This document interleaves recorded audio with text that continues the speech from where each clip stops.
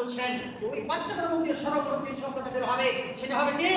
লা ইলাহা ইল্লাল্লাহ। আফসোস লাগে, একজন মহিলা পেটে থেকে মোবাইল দেখে বাচ্চা, রাত্রির মোবাইল, বাচ্চা হয়ে গেল, এখন কাটা কাটা কাটা হাতের মোবাইল দিয়ে দিলাম, যখন নাচ গান ডান্স সব শিখছে ওই বাচ্চা।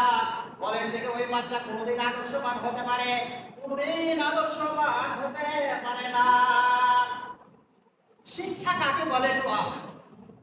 আল্লাহ রাসূল বলেন, তোমার ছেলেকে তোমার মেয়েকে সদা সর্বদা এই বাক্য শেখাবে এবং বলবে আল্লাহ আছে।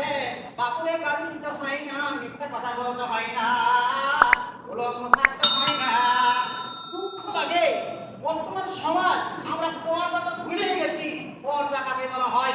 10 বছর বয়সে যেটা আপনার মেয়ে হাত পা টিকেরা করতে পারে, আপনার মেয়ে অনুমতিভাবে পড়তে চলতে পারে। বলুন মুফতি সাহেব, এত বড় কথা।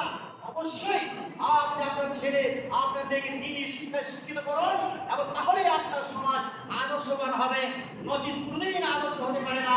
আমি বলবো এখন যতই ভাষণ দেখতে আপনি, সমাজ পরিবর্তন হবে না যতক্ষণ পর্যন্ত আপনি নিজের দিনকে না বুঝবেন, দিনকে না শিখবেন, যতক্ষণ পর্যন্ত আপনি আপনার ছেলে আপনার মেয়েকে দিনের মধ্যে না, আপনি দিনের শিক্ষা না দিয়েছেন, দিনের তারবিয়ত না দিয়েছেন, কোরআনের শিক্ষা না দিয়েছেন, হাদিসের শিক্ষা না দিয়েছেন, ততক্ষণ পর্যন্ত ওই ছেলে ওই মেয়ে আদর্শবান হতে পারেন।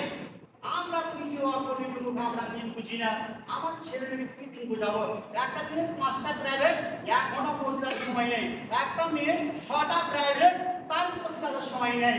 আরে ভাই বলুন, দিনের দুনিয়ার ইংলিশ বাংলা দুনিয়ার শিক্ষা যদি না করে গুণাগার হবে? গুণাগার হবে না। কিন্তু দিনের শিক্ষা যদি শিক্ষিত না করেন আপনার ছেলে মেয়েকে, তাহলে আপনি গুণাগার হবেন। কারণ হলো 1 নম্বরে শিক্ষাটা ফরজ। ইসলামের দিন হচ্ছে 5টা। আপনাদেরকে আমি বুঝাইতে পারি না, মনে আমার কথা আপনারা বুঝতে পারছেন না, তবে তারাও হয়েছে কথা। দিনের দিন হচ্ছে 5টা। আর যদি 1 নম্বরে শিক্ষা, আল্লাহ রাসূলের তাআলা বলেন, বাড়ি যখন আলা কুল্লি মুসলিম, প্রত্যেক নর এবং নারীর উপরে দিনের শিক্ষা করা ফরজ। তাহলে দিন শিখাতে হবে এবং আপনাকে দিন শিখতে হবে। আমি যদি পাঠ্যটি বস্তু করে হুড়ুড়ু করে বড় সব না জানি, সব এদের মুখস্থ আছে, প্রয়োজন নেই জানার। মুরগির মতন আসলাম আর ঠকঠাকের সাথে চলে গেলাম। কথাটা তো বলা হচ্ছে আলহামদুলিল্লাহ, আল্লাহ কৃপা, আল্লাহ দয়াতে আমার বড় মেয়ে আরেমা এবং ছোট মেয়ে আমার হাফিজা আলহামদুলিল্লাহ বাড়ি আপনার ক্ষমতা নিয়ে মাথার কাপড় ঢেলে দিতে পারেন। বাড়ি বলছে মাথার কাপড়টা যাও, বলছে হবে না, এত তারপর দিয়ে আসছে কাপড় ফেলে না। তাহলে একজন মহিলা 10 বছর বয়স হয়ে গেলে তার 3 সব খরচ হয়ে গেছে, আপনি গার্জেন কি করে আপনার মেয়ে সেই নাচ করতে পারি স্কুলে? আপনার মেয়ের বয়স 12 বছর, 13 বছর, 14 বছর, কি করে নাচ করতে পারে, কি করে ডান্স করতে পারে? যত মানুষ খুব কান দিয়ে কথা শুনেন, যত মানুষ শেখের নজরে তাকাবে ওই মহিলার দিকে, কতবার জেনার গুনাহ হবে, কতবার জেনার গুনাহ হবে, কতবার জেনার গুনাহ হবে। সম্মানিত উপস্থিতি, আর সমস্ত পাপ আসাব ইসলাম, আমি জানিস করেছি আরে আসাব ইসলাম ইসমাহু আলা বিহে, সমস্ত পাপ সমস্ত গুনাহ ওই আপনার পিতার উপরে আসবে। আমি বলেছি হাদিস এবং কোরআন ছাড়া দলিল আপনাদের জানা আছে, এক কথা বাইরে বলবো না ইনশাআল্লাহ। আমার একটা ওয়াদা, ব্যক্তিগত কথা বলা আমার অনেক ভুলে হয়ে যায়, বিবাহ করেছে ভুলে যাচ্ছে, মানে বারো কথাই বলতে পারি না। হাদিস এবং কোরআনের মধ্যে নাক কথা থাকবে। তাহলে আপনাকে 10 বছর বয়স হয়ে গেছে, আপনার হাফ প্যান্ট পরা চলবে না। বাংলা শুনুন, আপনাকে পায়জামা ঢিলা না হতে হবে এবং এখান থেকে আপনার সেই ফরক হতে হবে। আর সেই খালি মাথায় চলবে না, স্কুল যাবে।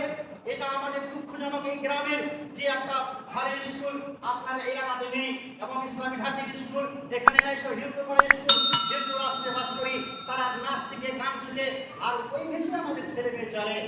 নাউজুবিল্লাহ, আমি 2 জন মুসলমান মহিলাকে দেখলাম শুধু আপনার চুড়িদার আর পায়জামা, অন্যটা গলায় লোক কাছে, নাউজুবিল্লাহ, বুঝা যায় না যে এই মুসলমানের মেয়ে না ये হিন্দু মেয়ে নাউজুবিল্লাহ পর্দা কি জিনিস আমরা বুঝতে পারি না। তাহলে আমার মেয়ে আছে 10 বছর বয়স পার হয়ে গেছে, তাহলে আমার উপরে ফরজ আমার মেয়েকে কি করতে হবে? পর্দা করাতে হবে। হাফ প্যান্ট পরা চলবে না, মাথার উলঙ্গ হয়ে গেলে ঘুরবে চলবে না। এটা আপনি গার্জেন। তাই যদি আপনি গার্জেন দুর্বল হন, আল্লাহ নির্বাচন মানিস নাতা বিলকুল তোমার যদি সংসার মেনটেন করার ক্ষমতা না থাকে, তুমি স্ত্রী কন্ট্রোল না করতে পারো, তোমার ছেলে মেয়েকে তুমি কন্ট্রোল না করতে পারো, রাসূল বলছেন তুমি বিবাহ করিও না, তুমি হলে কাপুরুষ, তুমি হলে কাপুরুষ, তোমাকে বিবাহ করা লাগবে না। আস-সাওমু লি হাইয়াহু বিজা, আল্লাহ রাসূল বলছেন